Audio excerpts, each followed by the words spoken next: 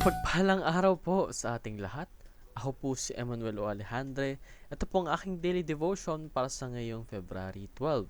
And for today, we are going to figure out kung ano nga ba ang pinaka-nakakatakot na nilalang sa Bible. And this is the cherubim, the plural form of cherubim.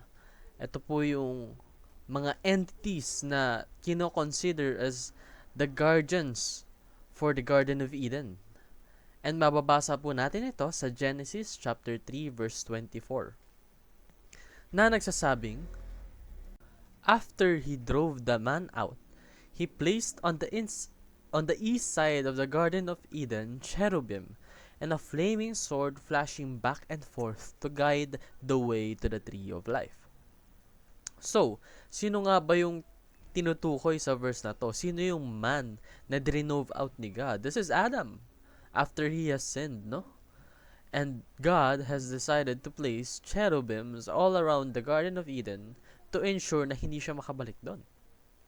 Now, what exactly are cherubim? Cherubims are entities supposedly made up of 4 wings and 4 different types of faces.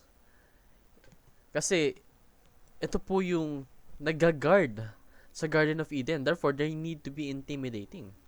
Because the cherubim show God's holiness. And the cherubim shows God's judgment. Paano? Dahil ito po ang place na guardian ni God upang makasigurado na yung punishment niya kay Adam is manatili. Upang hindi na siya makabalik sa Garden of Eden dahil nawala na nga yung rights niya doon ever since he has sinned. But the cherubim also show God's glory. Dahil yung punishment po na binigay ni God is meron pang chance for redemption. And that redemption is Jesus. So be set apart because God is holy.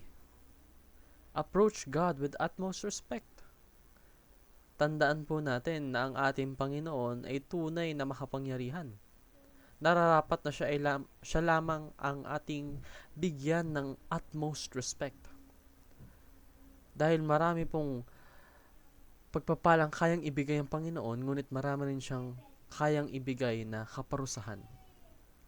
And soak in God's presence. As Christians, we should do that. Yun naman po ang aking daily devotion. Maraming salamat sa pakikinig. Pagpalain po tayong lahat and let us all give glory to God.